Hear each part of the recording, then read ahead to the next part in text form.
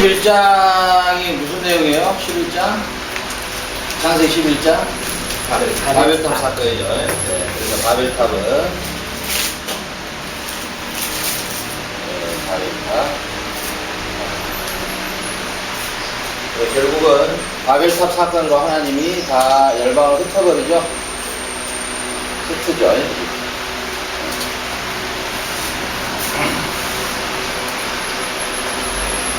자, 이렇게 이제 열방이 다 흩어지죠. 자, 흩어지면 첫째 일어나는 현상이 뭐가 일어날까요? 그들의 문화가 일어나고, 그러죠. 자기들의 문화. 네? 알겠죠? 자기들만의 독특한 문화가 나오죠. 우리도 한국 문화에 독특한 문화가 있죠. 그 다음에 뭐요? 네. 그들에게 생긴 종교가 또 나오겠죠. 또 뭐가 나올까요? 네? 문화가 나오고, 종교가 일어나고, 그 다음에 언어가 또 만들어지겠죠. 언어가 흩어졌으니까.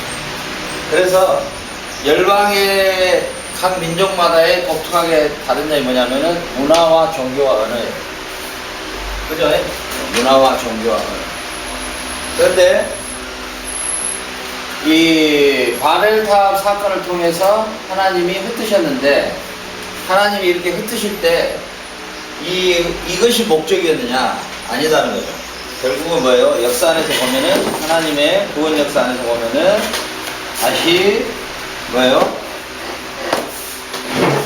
다시 이 문화와 종교, 언어가 하나로 합쳐지는, 그렇죠?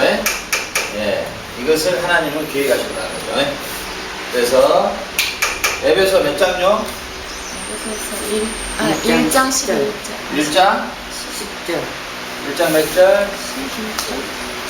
1장 10절. 1장 10장 읽어보세요. 읽어보세요. 하늘에 있는 것이나 땅에 있는 것이 다 그리스도 안에서 통일되게 하려 하늘에 있는 것이나 땅에 있는 것이나 다 그리스도 안에서 통일되게 하려 합니다. 그래서 에베소서에서 하나님의 구속의 경륜은 결국은 뭐야? 하늘에 있는 것이나 땅에 있는 것이나 모든 것이 그리스도 안에서, 문화나 종교나 언어나 다 그리스도 안에서 하나 되는 것을 목표로 하셨다. 알겠죠? 이 현상이 일어났던 데가 어디에 있었다고요? 사도행전에 나타나는 몇 장 몇 절에 있어요? 사도행전에 몇 장에가 나타나요? 사도행전 몇 장?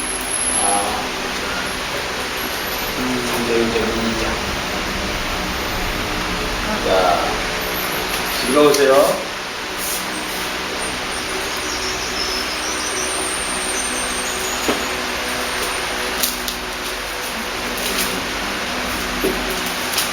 자, 베드로가 설교할 때 각 나라 사람들이 다 모였는데 자기 나라 말로 다 알아들었죠? 한번 읽어보세요. 크게 한번 읽어보세요. 우리 각 사람이 난 곧 방언으로 듣게 되는 것이 어찌 되느냐. 그래서 히브리어로 설교를 했는데 그 나라의 각 나라에서 온 사람들이 다 알아듣는, 그러니까 그리스도 안에서 에베소 1장에서 말한 것처럼 그리스도 안에서 모든 것들이 통일되는 하나님의 구원 역사는 노아의 아들 셈, 함, 야벳, 이 민족을 통해서 흩어져 버렸죠. 흩어졌는데 이 함족, 야벳족, 셈족이 흩어지죠. 이렇게 각자 흩어지죠. 네. 우리나라는 어느 쪽이에요? 이쪽 세 개 중에? 이쪽이죠. 참, 그래도 우리나라 은혜 나온 나라예요. 네. 증거가 생기게. 우랄 알타이어를 썼습니다. 네. 일본은 우랄 알타이어라. 예, 아니죠. 폴란드도 우랄 알타이어. 예. 나중에 이거 한번 보면 참 재밌어요. 그런데 어찌됐든 간에, 이 노아가 예언을 했을 때, 셈의 하나님을 찬송하리로다. 그러니까 셈의 계열을 통해서 누가 온다고요? 예수 그리스도가 오심을 찬송하리로다. 이렇게 예언이 되어 있단 말이에요. 그래서 이제 셈을 통해서 바로 아브라함이 나오고, 아브라함을 통해서 다윗이 나오고, 그리고 다윗을 통해서 예수 그리스도가 오는 이렇게 계보가 나왔어요. 또 이제 나머지 다 흩어졌죠. 근데 하나님의 구속 경륜은 셈의 후회뿐만이 아니라 함의 후회나 야벳의 후회까지라도 그리스도 안에서 구원하시려고 하는데 하나님의 구원의 경륜이었다는 거예요.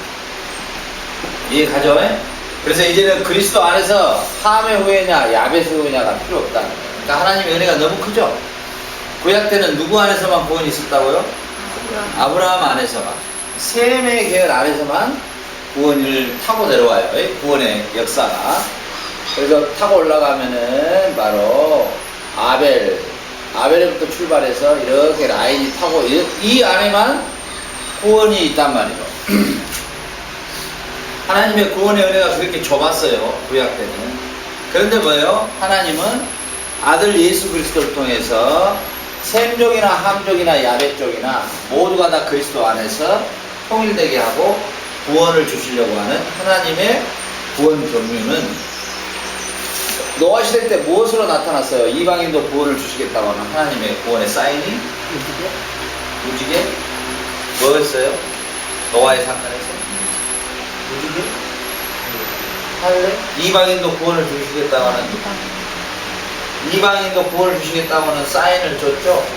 노아의 홍수 시대 때 무엇이었어요? 광주에 정결한 짐승과 부정한 짐승을 같이 함께 넣어라.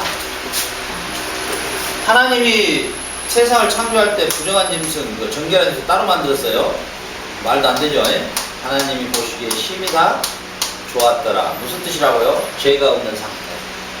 그렇죠? 그렇기 때문에 하나님의 구원 경륜은 이방인 안에서도 하나님이 구원을 주시려고 하는 하나님의 구원의 경륜을 가지고 계셨단 말이에요. 그래서 그 구원의 경륜의 문을 언제 세일을 하느냐?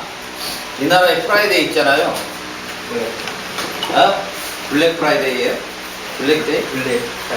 블랙 프라이데이라고 했죠. 이때는 50% 세일하죠. 예, 그런데 뭐 원래 가격이 만 원이었다면 15,000원 붙여놓고 50% 한다 그래요. 그러니까 더러 언급받죠. 그런 가짜 세일 말고 하나님의 구원 계획은 아들을 통해서 완전히 구원을 열어버렸어요. 구원에 그냥 큰 세일을 해주시는 거예요. 그래서 바울은 이 말을 어떻게 표현하고 있을까요? 지금은 구원받을 만한 때요. 지금은 무슨 때라? 은혜의 때라. 혹시 아시는 분, 몇 장 몇 절? 이런 건 다 알고 있어야 돼요. 성경 가르칠 때. 성경 가르칠 때 이걸 모르면은 우리가 성경을 가르치기가 힘들겠죠. 이런 것들은 중요한 하나님의 구속사를 설명할 때 아주 중요한 구절이기 때문에 이런 구절은 다 알고 있어야 돼요. 몇 장 몇 절까지 다 그리고 외워버려야 돼요. 지금은 구원받을 만한데요. 은혜의 때라. 은혜의 때. 그죠? 은혜의 때.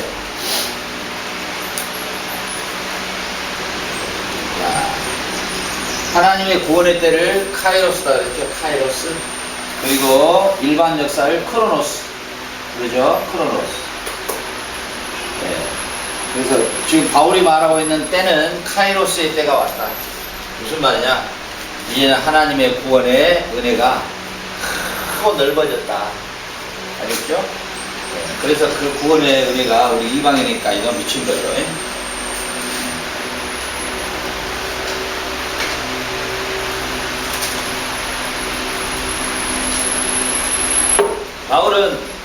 바울은 누구를 위해서 택했다고요? 하나님이? 누구에게 구원을 주기 위해서? 이방인. 특별하죠, 바울은. 특별하죠. 하나님의 구원의 경륜 안에서, 하나님의 구속 경륜 안에서 바울을 이방인을, 바로 이 만유를 통일하게 하는 이 하나님의 구원의 경륜 안에 바울을 부르셨다고 하는 사실입니다. 저와 여러분은요? 저와 여러분도 유갈맨 때. 그러죠? 저와 여러분도 마찬가지예요. 저와 여러분도. 그래서 우리를 부르신 목적은 딱 하나예요. 네. 우리를 이 시대의 사역자로, 하나님의 동역자로, 동반자로. 그렇죠? 무엇의 동반자? 구원 역사의 동반자. 이게 아주 중요해요. 이걸 얼마나 우리가 잘 인식하느냐. 그 나의 삶에 우리 사역자들도 보면 참 너무 먼 당신인 것 같아. 생각들이 어디에다가 정신을 집중하고 있는가 비참해요. 우리 사역자는 머릿속에 다른 걸 넣으면 안 돼요. 우리는 오직 하나님의 구원 역사에 동반자로 그렇기 때문에 우리는 어찌됐든 복음을 어떻게 효과적으로 증가할 것인가. 사실 일주일의 삶이 복음을 증가하는 삶이어야죠. 그죠? 예. 그거 외에 다른 일에 바쁘고 돌아다니고 뭐 어디 뭐 좋은데 밥 먹으러 다니고 그러면 그거 안 돼요. 괜히 그 뭐 시간을 낭비하고. 저 일주일의 삶을 생각해 보면요. 아침에 일어나서 체프를 하고 저녁에 체프를 하고 그 다음 나머지는 뭐 바이블 아카데미, 신학, 그 다음에 토요일, 주일, 예배 이거 외에는 내 삶이 없어요. 근데 그게 맞아요. 우리는 어때요? 복음을 증거하는 일에 우리는 이제 전 시간을 다 투자를 해야 되겠죠. 예, 내조하는 우리 사모님이 좀 고생을 하겠죠. 예? 아무래도 남편이 복음만을 증거하도록 옆에서 도우려면 뭐 남편들 백수라 그러잖아요. 그래 뭐 고생들 많이 했죠. 그래 뭐 김치 장사도 하고 뭐 조명 공예방 장사도 하고 예? 효과적으로 복음을 전해라고 그렇죠. 그래서 뭐예요? 하나님의 구속의 경륜 안에서 바로 이 바벨이라고 하는 이 사건은 바로 하나님이 아들 예수 그리스도를 통해서 모든 열방에게 구원을 주시는 하나님의 구속의 경륜을 가지고 계십니다. 이게 그리스도 안에서 통일되고 사도행전에서 바로 그 사건이 나타났다. 그리고 이제 이것이 언제 완성되느냐? 예수 그리스도의 재림에 완성된다. 그래서 예수 그리스도의 재림에 대가 되면 재림 때는 이 모든 열방이 뭐가 돼버린다고요? 모든 열방이 이제 모든 열방이 통일되고 이 모든 열방이 뭐가 될까요? 창세기에 나타난 간이 됩니다. 간. 모든 열방이 하나님의 지성소가 되어요. 이게 하나님의 창조의 목적이고 구원의 목적이고 모든 세상에 하나님의 뭐가 된다? 지성소가 되고 하나님의 지성소 간이 되고 이게 하나님의 창조와 구속의 경륜의 목표점이에요. 이게 가져 아주 중요합니다. 이게 성경 전체를 이해하는 뼈대입니다. 그래서 하나님의 창조와 구속의 경륜의 목표점은 온 나라가 온 민족이 온 열방이 지성소가 되는 것을 간이 되는 것을 목표로 하고 있다. 그래서 이제 이곳에서는 하나님만이 그리스도만이 만왕의 왕으로 등극하시고 우리는 그의 뭐가 된다? 백성이 된다. 그래서 이제 세상의 지금의 왕의 제도가 없어지고 그리스도만이 완전한 만왕의 왕이 되십니다. 세세토록 그분만이 경기와 찬양과 경배를 받으면서 우리는 죄와 죽음과 슬픔과 사망이 없는 영원한 나라에 영원토록 우리는 삽니다. 이것이 우리 그리스도인들의 소망이잖아요. 그죠? 11장에서 이 정도 하고요. 12장의 내용, 12장, 제가 반드시 내용을 파악해라 했어요. 내용이 파악 안 되면 일단 정리가 안 되는 거예요. 그러면은 이게 진도가 안 나가요. 벌써 장전은 언제 만들어졌다고요?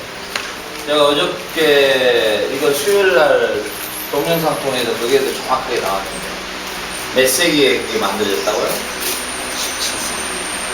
10 몇 세기에? 장절이 구별되는 13세기. 네.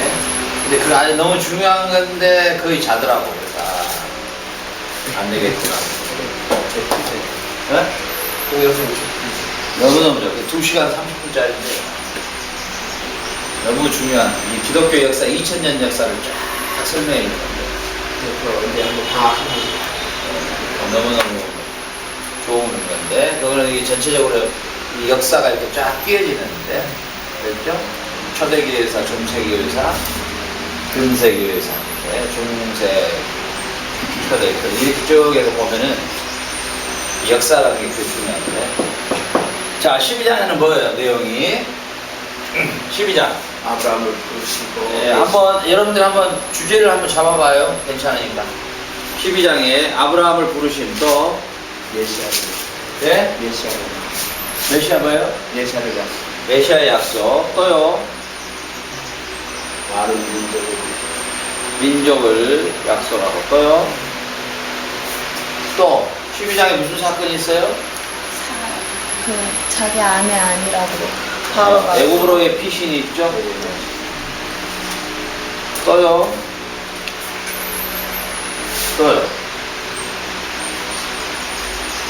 또 애굽으로 피신해서 다시 나오잖아요. 그죠? 예? 자, 이 정도예요. 여러분들이 미리 끝나는 대로 조금만 틈 있으면 성경을 봐야 될 이유가 여기가 있어요. 알겠죠? 그래서 12장 내용, 13장 내용, 14장 내용, 15장 내용을 이렇게 윤곽은 알고 있어야 이게 대화가 되겠잖아요. 그죠? 예? 그래서 최소한 한 이 정도는 12장 그러면 이 정도는 나와야죠. 알겠죠? 자, 아브라함을 뭐 하신다고요? 부르심. 자, 우리 여기서 이제 제가 이제 그 중요한 핵심만 원문 성경으로 제가 여러분에게 설명을 해줄 거예요. 자, 아브라함을 왜 부르셨을까요? 그러면은 이제 우리가 창세기 전반적인 머리를 잡고 가면 자, 머리는 뭐라 했어요? 10개의 언약 베리트가 있죠. 그 다음에 10개의 토르덧 계보. 이걸 절대로 놓치고 해석을 하면 된다 안 된다? 안 된다. 알겠죠? 그러면 아브라함을 하나님이 부르신 목적이 어디가 있어요? 아브라함을 왜 하나님 부르셨을까요? 자, 그래서 성경을 하나님의 구원 역사적 관점에서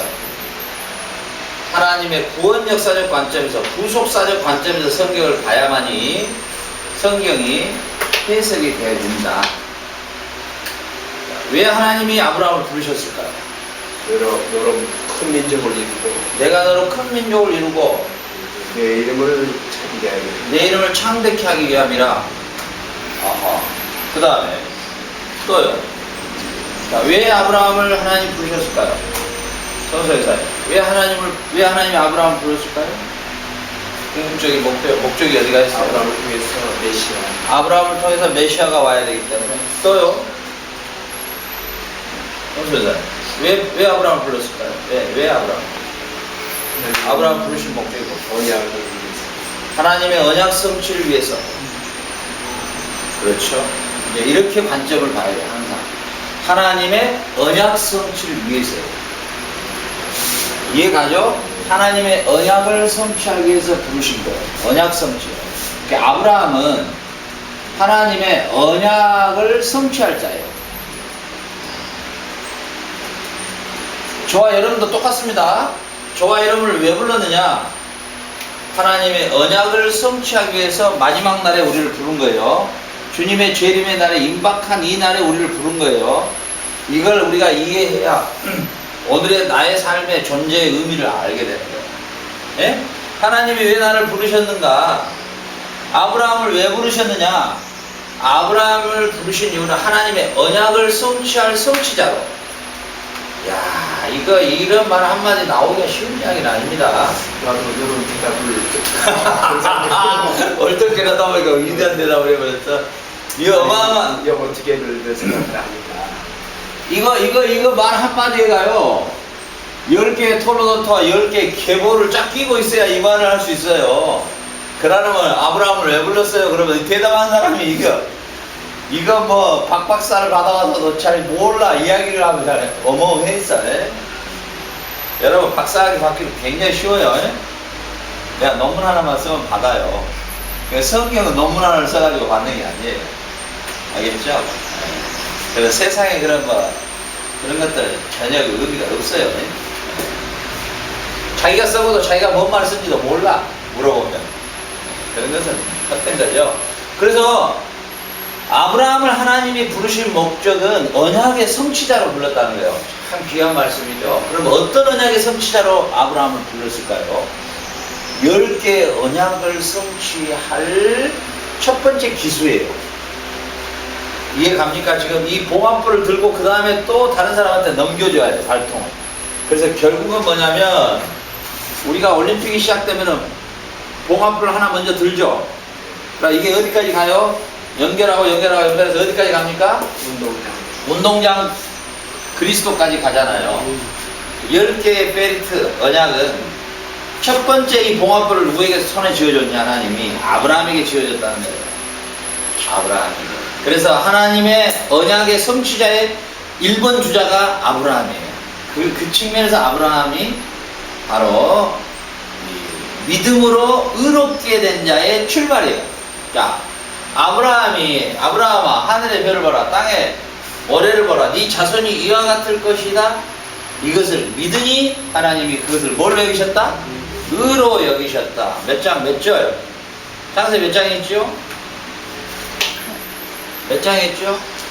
우리는 이것은 너무너무 중요해요. 하나님의 구원 역사, 하나님의 구속 경륜, 하나님의 창조 경륜을 이루는 일의 하나님이 아주 핵심적인 구속사의 언어예요. 네, 그래서 이 성경의 구속사적 언어를 바로 우리가 꿰뚫고 있어야 돼요. 이런 구절들은 절대 놓쳐서는 안 돼요. 하늘의 별을 보라, 네 자손이 이와 같을 것이다. 이것을 믿으니 하나님이 그를 뭘로 여기셨다? 의로 여기셨다. 그래서 여기서 뭐가 나오냐면 믿음으로 뭐가 된다? 믿음으로 의롭게 된다. 이 말을 바울은 계속 사용하는 거예요. 이 말. 이해가 가죠? 자, 아브라함이 의롭게 된 것은 할례를 받기 전이냐? 받기 후냐? 받기 전이잖아. 이해가죠? 할례를 통해서 하나님의 언약 백성이 됐던 게 아니라 아브라함은 할례 받기 전에 이미 하나님이 약속한 그 약속을 믿음으로 그는 뭘 하게 됐다? 의로운 자가 됐다. 알겠죠? 결국은 뭐예요? 하나님의 의롭게 여기심을 받게 되는 것은 할례나 율법의 준수를 통해서가 아니라 하나님의 약속을 믿음으로 의롭게 되는 법칙이 시작됐다는 거예요. 알겠죠? 그래서 결국은 이 부분을 가지고 바울은 계속해서 설명을 해주는 거예요. 아브라함이 언제 의롭게 됐냐? 할례를 받기 전이냐? 받기 후냐? 받기 전이었지 않냐? 이렇게. 그래서 제가 이야기했듯이 신약성경도 절대로 10개의 토로도트와 10개의 베리시트를 이해하지 못하고는 해석이 된다 안 된다? 절대 되지가 않는다. 특별히 예수님의 비유를 이해하지 못하고는 신약성경이 해석이 안 된다. 그리고 예수님의 비유가 전부 이 언약의 성취를 선언하고 있다. 그 비유를 통해서 언약을 이루셨다는 것을 보여주시고 계신 것이다.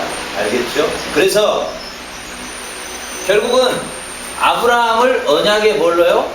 성취자로 하나님이 부르셨다. 어떤 언약? 10가지의 메리트를 이루려고 그를 언약의 선봉장으로 그의 손에다가 쥐어줬다. 자, 그런 측면에서 보세요.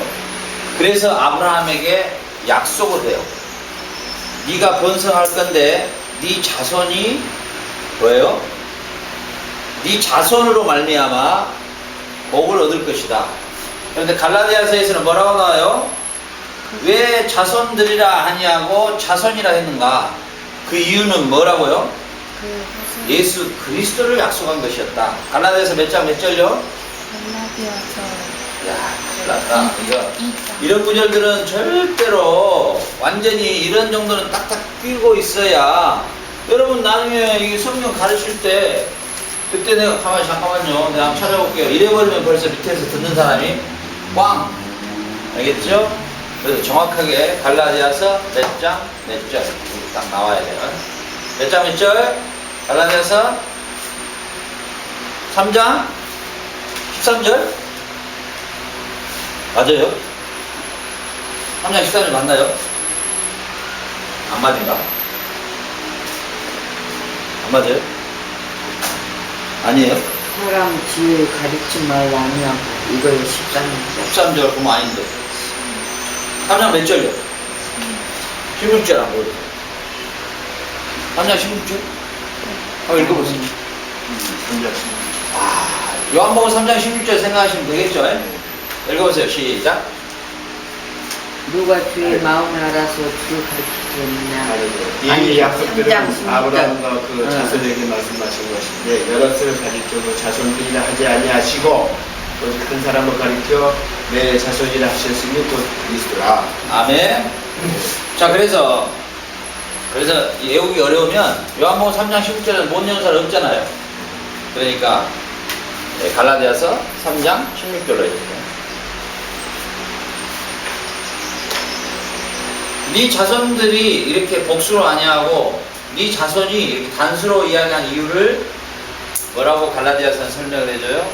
바로 그게 예수 그리스도에 대한 약속이었다. 알겠죠? 그래서 아브라함을 부르시는 목적은 무엇이었다고요? 하나님의 언약의 성취다. 그래서 약속을 처음에 하는데 누구 약속을요? 그리스도를 약속하자. 이 10개의 언약은 다 누구를 통해서 완성된다고요? 그리스도를 통해서. 10개의 계보는 누구를 통해서 완성된다고요? 그리스도를 통해서. 그러니까 아브라함은 철저하게 부르심을 받을 때 하나님의 10개의 언약과 10개의 계보의 성취자로, 선봉자로 일단 부르신 거예요. 그리고 아브라함은 그 불렀는데 할례를 받기 전에 이미 그는 의롭다 여김을 받았으므로 믿음으로 의롭게 되는 조상이 된 거예요. 그래서 아브라함은 믿음의 조상인 거예요. 율법의 조상이 아니에요. 아브라함은 믿음으로 의롭게 되는, 믿음으로 의롭게 되는, 하나님의 의롭게 되는. 그래서 자, 어디에 나타납니까? 하나님의 또 다른 의가 나타났으니 이 의는 믿음으로 말미암아 구원을 주시는 하나님의 새로운 의다. 로마서 몇 장 몇 절? 1장 몇 장 몇 절? 1장 1장 2장 1장 몇 절? 17절 읽어보세요. 죽음에는 하나님의 의가 나타나서 믿음으로 믿음에 이르게 하는 기록된 바 오직 의인은 믿음으로 말미암아 살리라 한 거다. 아멘. 오직 믿음으로 의롭게. 아브라함이 믿었던 그 믿음은 네 자손이 이와 같을 것이다. 자, 하늘의 별을 봐라. 자손들이 이렇게 안 하고 하나님이 자손이 이와 같을 것이다 이랬을 때 그 약속은 메시아의 약속이었죠. 그러면 아브라함은 뭐예요? 아브라함은 하나님의 메시아 언약을 믿음이 있어요. 지금 이해 갑니까? 하나님이 아브라함에게 의도적으로 네 자손들이 이렇게 안 하고 네 자손이 단수를 썼단 말이죠. 그것을 아브라함이 믿었어요. 그 아브라함이 그것을 믿음으로 의롭게 여겨주셨는데 그 자손이라고 하는 그 말에 아브라함은 캐치했다는 거예요. 뭐예요? 메시아. 아, 나의 계보를 통해서 메시아가 온다는 것을 아브라함은 믿었다는 거예요. 결국은 아브라함이 믿는 것은 메시아를 믿는 것과 똑같단 말이에요. 왜? 네 자손이 이와 같을 것이다. 믿었던 그 믿음은 결국은 그 자손은 갈라디아서 3장 16절에서 그리스도다. 그러니까 결국은 아브라함이 믿었던 그 믿음은 메시아를 믿었던 믿음이요. 메시아를 믿는 그 믿음이 하나님 앞에 의롭게 여기는 거예요. 이걸 바울은 로마서 1장 17절에서 믿음의 하나님의 의롭게 여겨주시는 것이 바로 믿음으로 말미암은 것이다.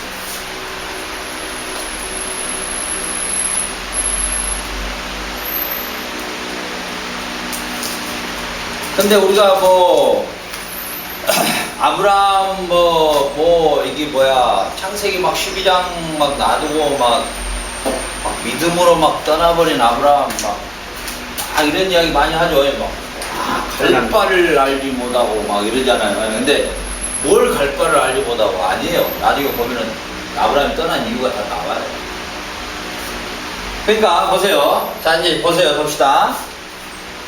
아브라함을 하나님이 부르신 것은 언약의 성취자로 10가지 언약과 10가지의 계보의 성취자로 그를 불렀어요. 그리고 더 구체적으로 하나님이 아브라함에게 설명해 줬는데 네 자손 메시아를 통해서 네가 복을 얻을 것이다. 그 자손은 갈라디아 3장 10절에서 바로 예수 그리스도를 말하는 거고 아브라함이 그걸 믿었으니 그걸 의로 여기셨다. 그럼 결국 아브라함의 믿은 뭐냐? 메시아의 오심을 믿었던 의였어요. 그래서 메시아를 간절히 기다린 자들을 구약 용어로 가난한 자 이렇게 말해요. 가난한 자, 가난한 자들이라 이렇게 말해요. 가난한 자들. 여기 가난한 자들 공동체 있죠. 허송회사님. 예. 뭡니까 이름이? 예. 가난한 자의 공동체. 네, 가난하다. 오블레데 부에블로. 그래서 그 가난한 자의 공동체 있죠? 우리도 이 락볼메나에다가 이제 이 가난한 자의 공동체를 할 건데, 우리가 말하는 가난한 자는 못 먹고 헐 먹고 이런 걸 이야기한 게 아니라, 다시 오실 메시아를 간절히 기다리며 그 메시아를 선포하고 복음을 선포하는 이 커뮤니티가 만들어질 거예요. 결국 뭐냐면, 이 아브라함에게 지금 12장에서 부르시고 다시 뭐예요? 설명을 다시 한 번 더 해주는 거예요. 자, 이제 너로 말미암아 메시아가 올 거라고 하는 이것을 다시 한번 아브라함에게 이야기를 해줘요. 그러죠? 그러고 난 다음에 그 예수 그리스도를 통해서 바벨탑에서 흩어져 버렸던 모든 열방을 다시 하나로 모으는 큰 민족을 이루게 하겠다. 그리스도 안에서 다시 한 민족, 한 언어, 한 종교로 모아지는 작업을 네 자손으로 말미암아 이걸 성취하겠다. 이걸 하나님이 아브라함에게 약속해 주고 있다는 것이에요. 알겠죠? 그래서 하나님이 아브라함에게 약속한 그 약속은 그리스도를 통해서 큰 민족이 이루어지는 약속이에요. 그래서 우리가 지금 크리스찬이 한 얼마나 될까요? 세계 인구에. 우리 크리스찬이. 심지어 길게 합쳐서 17년. 뭐 15, 뭐 17, 뭐 이런 이야기 많이 하죠. 어찌됐든 그리스도 안에서 열방이 하나로 뭐예요? 지금 묶어졌단 말이죠. 그걸 아브라함에게 약속했던 걸 하나님이 이루셨죠. 그렇죠? 그 다음에 뭐예요? 자, 아브라함이 애굽으로 잠깐 도망가죠. 뭐 때문에? 기근 때문에. 그 당시에 애굽은 이 나일강을 끼고 있기 때문에 애굽에는 기근이 없었어요. 물이 워낙 좋았기 때문에. 그러니까 주변 국가에서 기근이 나고 그러면 애굽으로 잠시 피신을 했어요. 다른 데도. 그때는 그 당시에 시대적 배경이 이해가 가죠? 이렇게 피신을 했어요. 아브라함도 아무 생각 없이 피신한 거예요, 그냥. 피신했는데, 문제는 뭐냐? 부인이 너무 이뻐 보였단 말이죠. 그래가지고 왕이 그냥 보고 그냥 반해버리죠.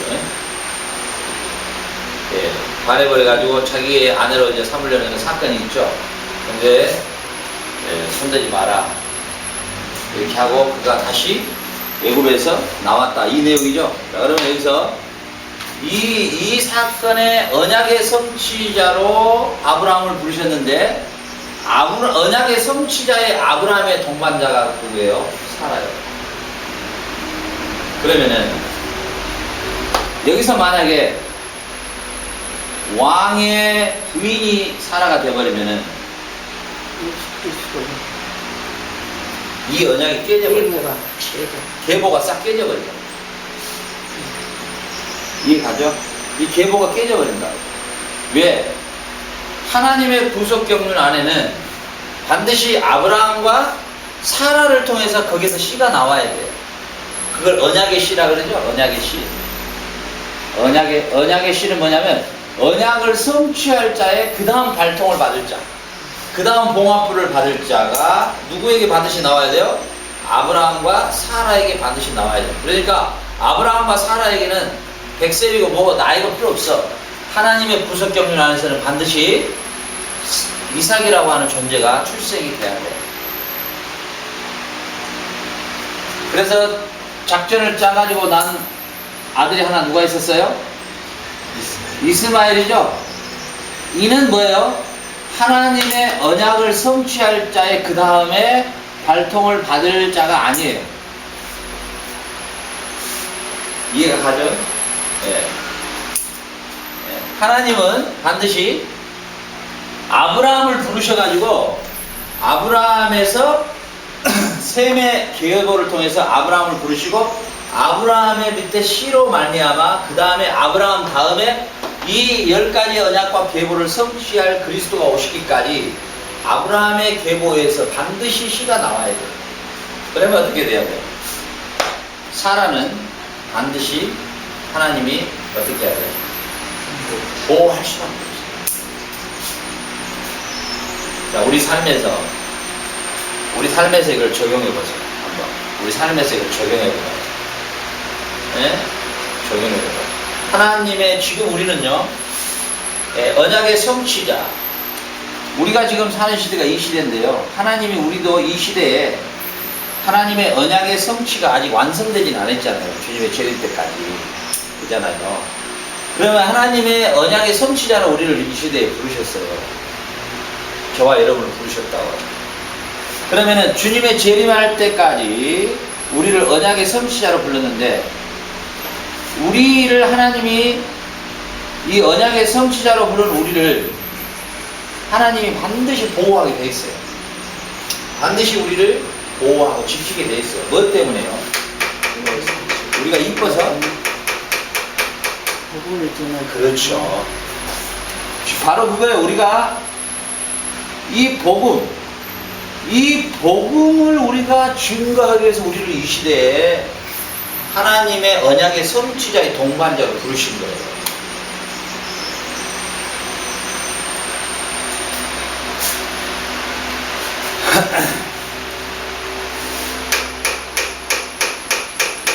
우리 부모들이나 우리 교회가 이런 것들을 좀 이해를 하게 되면 우리 자녀들의 입술에서 예수의 복음을 증거하는 게 하버드대 나와서 박박사 되는 것보다 더 기쁘고 감격스럽고 그야말로 막 희열이 일어나야 되거든요.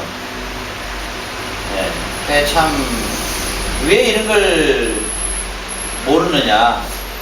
내 자녀를 이 시대에 하나님이 부르심은 언약의 성취자의 동반자로 부르셨어요. 결국은 뭐예요?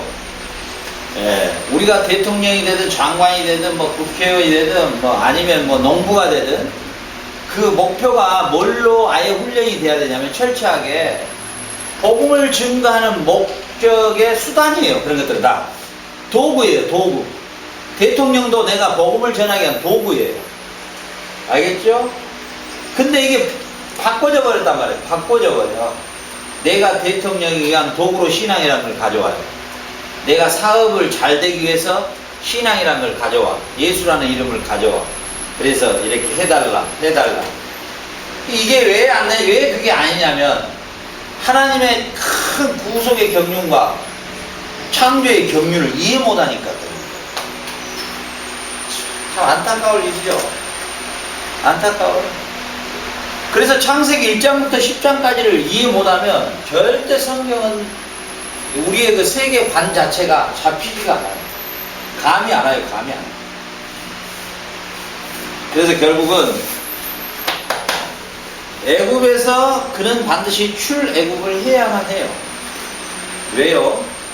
하나님의 구속의 경륜과 언약과 계보의 완성이 어디에서 이루어지냐면 가나안 땅에서 이루어져야 되기 때문에. 가나안 땅. 하나님은 이 가나안 땅, 지금의 이스라엘 땅에 예수 그리스도의 출생을 계획에 놓으셨다는 거죠.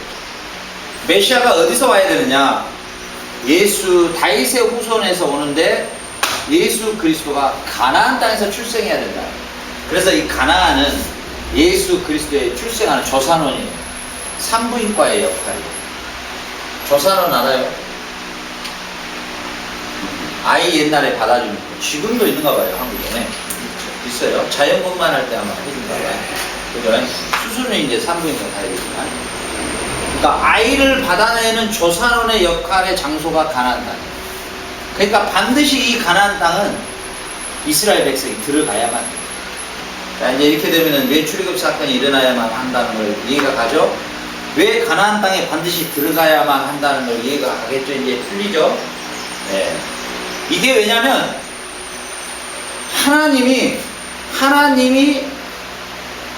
하나님이 그리스도 메시아를 보내시는데 이 10개의 계보와 언약을 성취할 메시아를 보냈는데 그 장소를 가나안 땅에다가 두었다는 사실이에요.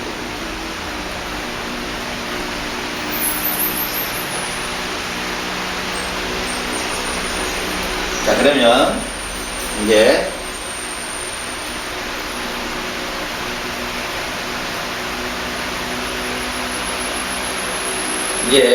보세요. 아브라함에게 가라. 자, 보세요. 이제 그 전 스토리. 그러니까 아브라함과 하나님과의 관계에서의 주고받았던 내용들. 그 내용들 전체를 한번 이해해보세요, 먼저.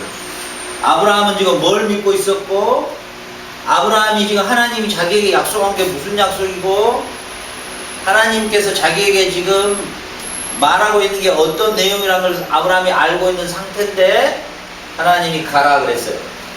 그랬을 때 아브라함은 어떤 생각으로 떠났을까요? 하나님의 언약을 이루기 위해서 자기를 얻습니다. 할렐루야. 이럴 때 할렐루야 그래야 되는데, 이럴 때 할렐루야. 진짜 놀렐루야네. 자기는 뭘 생각했느냐, 아브라함이 떠날 때 하나님의 메시아 언약을 성취하기 위해서 자기를 출발시키는 것으로 아브라함은 믿었다는 거예요. 이 측면에서 우리 성소년자는 왜 파라과이에 와야만 할까? 뭐 때문에 하나님이 우리 성소년자에게 보냈어요? 하나님의 언약을 성취하는 일에 이 파라과이라는 땅에 선교사님을 보낸 거예요. 자, 우리 고선교사님을 왜 이 파라과이 땅에 다시 오게 했는가? 하나님의 섭리는 만약에 그때 한국에서 수술을 안 받았으면 여기서 갑자기 급사할 수가 있었단 말이에요. 그래서 하나님은 미리 한국에 보내서 수술을 받게 하고 다시 이곳에 보내서 하나님의 언약을 성취하는 동반자로 이 파라과이 땅에 있어야만 하기 때문에 보내신 거예요. 자, 이런 것들을 우리가 알고 사역을 하는 것과 내가 왜 여기 와 있지? 왜 많은 나라 중에 내가 여기 와 있지? 아, 힘들다. 좀 더 편한 곳이 어디 없을까?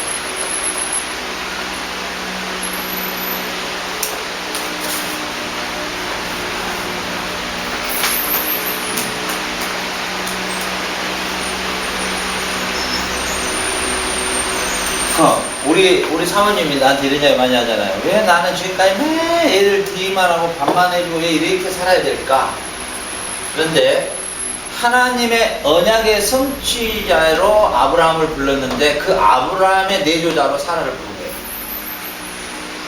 그러니까 결국은 아브라함의 언약의 성취하는 일에 사라는 철저하게도 뭐예요? 아브라함을 뭐라고까지 불러요? 주라고까지 불러요.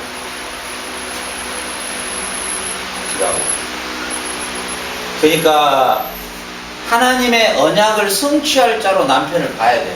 우리 아내들이. 그러니까 이런 게 사모 세미나가 돼야 되는데 이런 걸 우리 사모님 잘 정리해서 나중에 그 사모들 세미나 할 때 이런 걸 좀 참 가르쳐주면 뭐 사모교육 사모교육이란 말이 그 말도 안 맞아요. 사모교육이 자기도 잘 못하는데 뭔 교육을 한대요? 자기도 엉망인데. 사모교육의 초점은 어디에 있냐면 바로 이거예요. 하나님이 아브라함을 언약의 성취자로 부르셨는데 그 언약을 성취하는 동반자로 하나님이 또한 사라를 붙여준 거예요. 그러면 결국은 뭐예요? 사모는 남편이 언약을 성취해 가는 일에 뭐예요?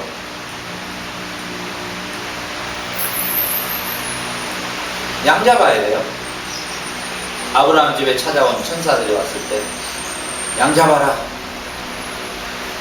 모든 관점이, 우리가 하는 모든 일이 하나님의 언약에 성취하는 일에 함께 동역하고 있는 거예요. 그러니까 어떤 일은, 우리 목사님이 복음을 전하는 일은 하나님의 일에 대단히 한 것 같고, 그 복음을 전하는 일에 내가 양발 하나 챙겨준 것은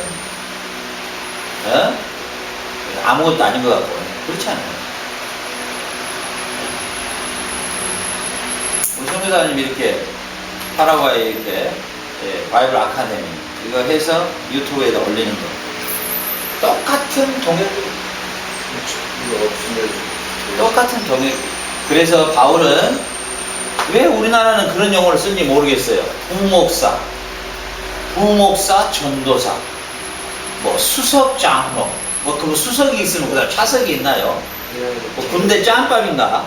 계급사에 왜 우리나라의 그 사대부 사조와 그런 그 계급 사회의 그 옛날 상놈 천민의 그 사상이 교회까지도 아직도 그 잔재가 남아가지고, 그리고 뭐 대예배, 소예배, 어디 예배가 큰 예배가 있고 적은 예배가 있나요? 이게 소예배실, 뭐 대예배실, 소예배실, 그다음에 뭐 강대상, 뭐 하강대상, 상강대상, 중강대상.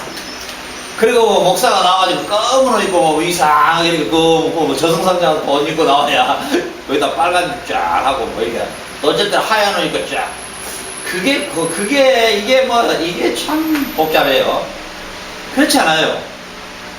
하나님의 구속 역사에서 언약의 성취자로 우리를 다 부르셨고, 우리는 협력하여서 누구나 다 뭐예요?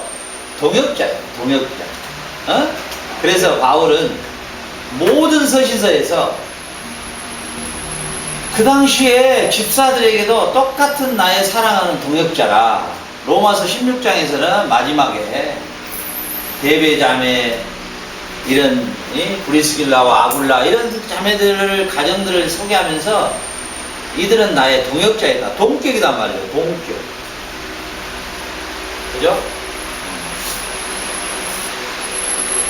그러면은 아브라함은 애굽에서 반드시 그 부인은 보호를 받고 나와야만 해. 뭐 때문에? 하나님의 언약의 성취자로 그가 부름을 받았기 때문에. 절대로 섞어질 수가 없어요. 하나님의 언약 안에 언약의 성취자로서의 동반자로 하나님이 아브라함을 부르셨기 때문에, 그 부르신 동반자의 내조자로 또한 사라가 위치가 서 있기 때문에 반드시 사라와 아브라함을 통해서 아브라함의 다음에 언약의 성취자의 동반자로 이삭이 와야만 해요. 이삭의 이름을 누가 지어줬어요?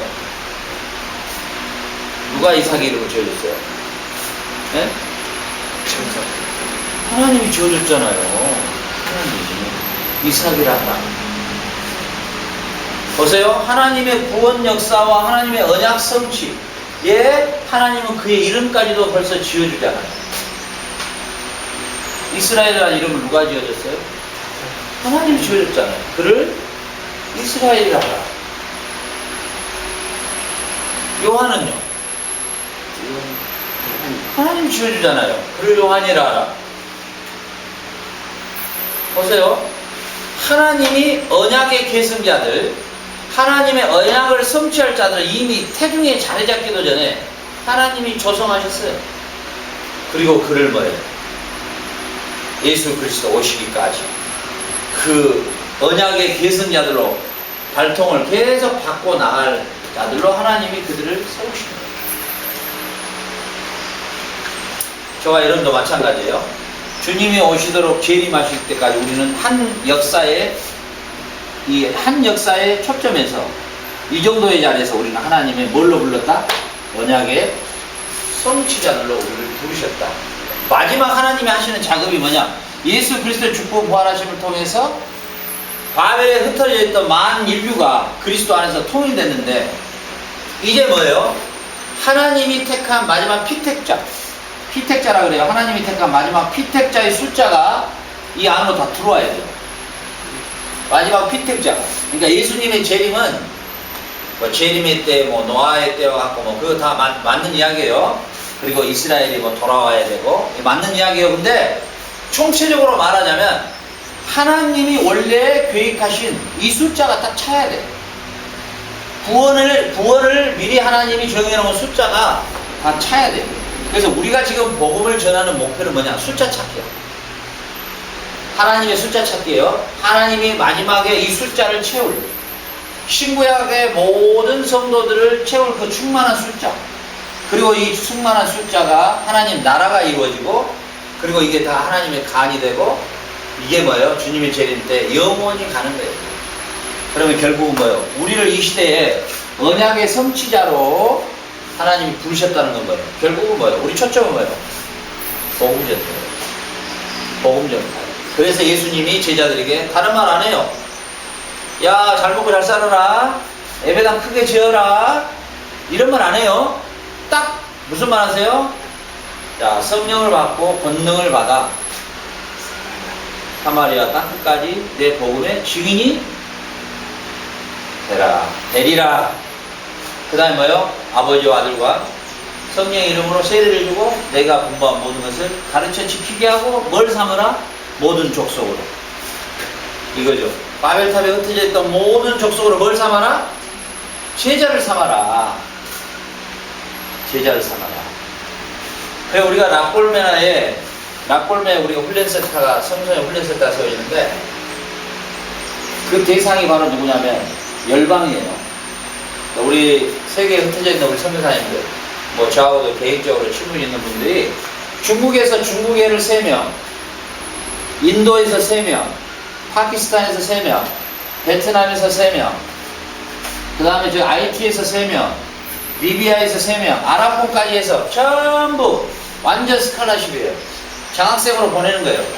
은일이 오면은 뭐 잘하게 가죠. 그래서 우리 이 센터로 들어오는 거예요. 그러니까 내가 이런 말을 하면 못 알아들어. 뭔 말인지를 못 알아들으니까 이상하게 보는 거야. 이 애들을 불러들여. 이 애들을 여기서 한 10년 정도. 우리 애들이 2년 훈련 받았는데요. 2년 전에 도착한 모습하고 지금하고 보면 제가 확신을 가져요. 진짜 딱 10년만 훈련시켜버리면 이건 최고의 정예응사가 나오는 거예요. 완전 진짜 주님을 위해서 내가 예수를 위해서 죽는 게 최고의 행복이다. 이 고백이 나와버려요, 완전. 여기서 10년 정도 훈련시켜요. 대학까지 다 졸업시켜요. 이 애들을 또 유수대학에 옥스퍼드, 하버드, 에일, 예루살렘 이런 유명한 세계대학, 인도에는 왕립대학이라고 있어요. 유명해요. 이런 데로 다 유학을 보내가지고 이 애들이 복음을 들고 사회, 정치, 경제, 문화 모든 분야의 리더들로 파고 들어가는 거예요. 그래서 그들이 그 현장에서 뭘 해요? 예수의 복음을 전하게 해요. 그게 뭐예요? 모든 족속으로 제자를 삼는 거예요. 모든 족속으로 제자를 삼는 최고의 효과적인 방법이 어린애들을, 세계 어린애들을 끌어다가 여기서 훈련시킵니다. 그래서 선교사 자녀들, 아주 어려운 선교사 자녀들을 우선 목표로 잡는 거예요. 아주 힘들어하는 목회자 자녀들. 그 애들 뭐예요? 그래서 앞으로 우리가 자립을 하지 않으면은, 뭐 한국에서 온 뭐 돈 100만 원 선교비 갖고 뭘 하겠어요? 그 여기 뭐 전기세도 안 되는데. 그런 걸로는 안 돼요. 우리가 자립을 해서 자립 경제를 일으켜가지고 이 애들을 뒤에서 완전히. 그러니까 우리 애들 같은 경우도 지금 돈 몇 푼씩 이렇게 선교비로 받으니까 꼭 문제가 일어나는 거예요. 근데 이 애들 어디다가 교육시킬 대안이 없는 이런 애들을 데려와야 그리고 뭐 돈 한 푼도 안 받고 키워주니까 감사하고 오히려 우리 여기를 위해서 기도하고 그렇게 되는 거예요. 그래서 우리가 이 락골메나에다가 세우는 최고의 목표점이 여기에 있는 거예요. 우리를 이 시대에 하나님의 언약의 성취자의 동반자로 불렀단 말이죠. 하나님의 마지막 피택자가 다 숫자가 차야 돼요. 이 작업은 뭘로 많이 하느냐?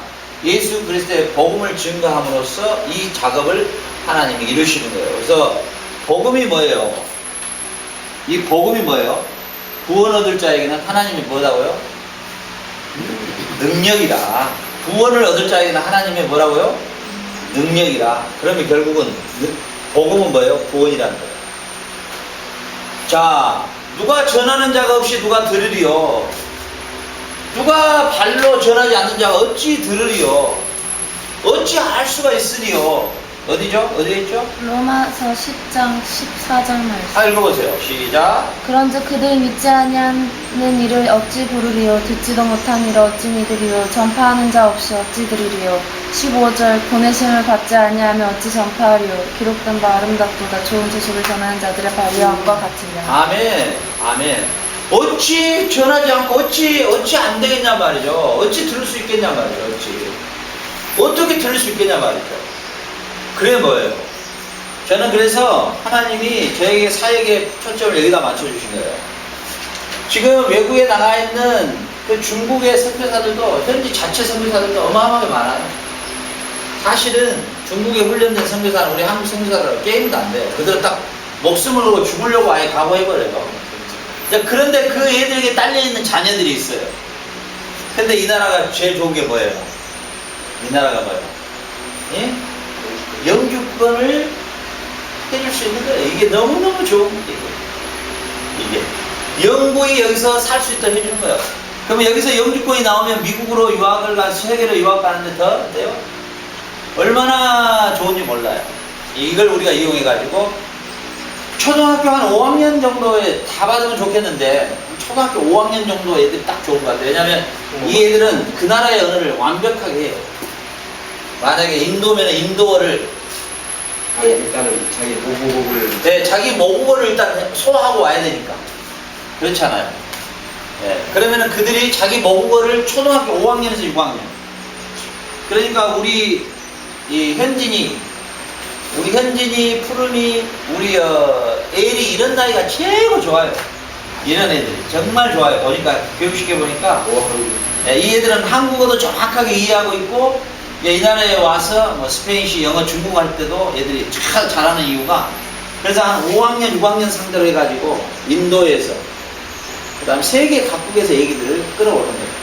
그리고 이 애들을 여기서 훈련을 시키고 이 애들을 각 분야의 리더들로 키우는 거예요. 한 10년 딱 키워버리면요, 이 애들은 완전히 틀려요. 그리고 이 애들에게 뭘 가르쳐요? 성경을 통해서 세계관을 가르치고, 너희들이 너희 나라에 가서 리더들로서 복음을 전해라. 네가 대통령이 되는 목적도 복음 증거다. 예수를 전하는 것이다.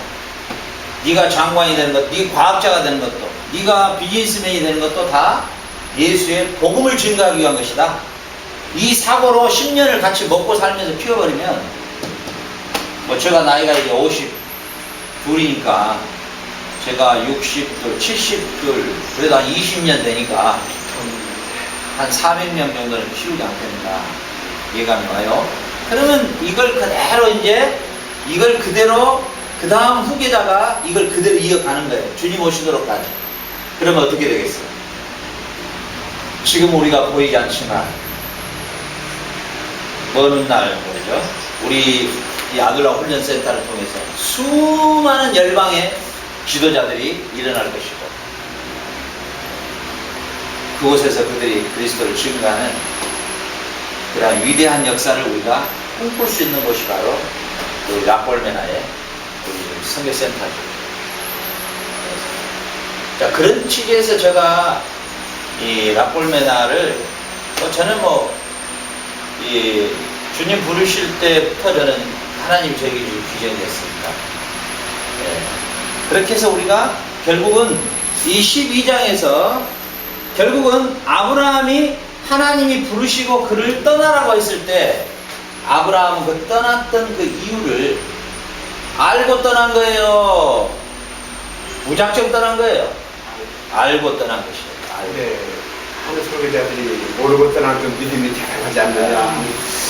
갈 바를 알지 못하고 어디를 알지 못하고, 여기서 갈 바를 알지 못하고라는 뜻은 어떤 뜻이냐면 어떤 장소로 가라고 하는지를 모르고 가다 보니까 나중에 이 땅이다 그러고 가나안을 찍어주는 거죠. 장소를 모르고 간다는 이야기지 왜 내가 가야만 하는가를 모르고 간다는 이야기가 아니에요. 아브라함은 이 창세기 12장까지의 많은 대화가 있었어요. 하나님과의 대화. 그 중에서도 뭐예요? 하늘의 별을 봐. 메시아가 이를 통해서 올 것이다라고 하는 이걸 믿고 하나님이 떠나라고 했을 때 아브라함은 메시아의 출생기를 향하여 하나님의 언약의 성취를 위해서 나에게 가라고 하는 거구나. 우리가 왜 이 많은 나라 중에 파라과이라는 나라에 내가 와 있는가? 이것을 이 언약의 성취적 관점에서 해석을 안 하면 언제든지 안 좋으면 보따리 싸고 가버리고 피해버리고 도망가버리고 이런 마음이 우리 속에 있어버리는 거예요. 이해가 가죠?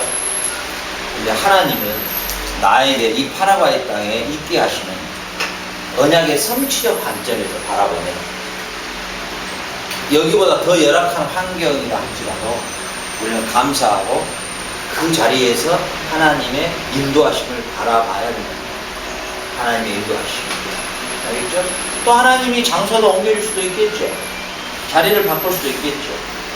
그러나 우리는 항상 어느 곳 어느 장소에서든지 하나님의 언약을 성취할 자로서의 하나님의 언약에 성취할 자로서의 동반자로서의 그 생각을 항상 인식해야만이 의미가 있는 거예요. 장소도 의미가 있고 시간도 의미가 있고 오늘의 모든 만남도 의미가 있고 기도합시다. 하나님 아버지 감사합니다. 오늘도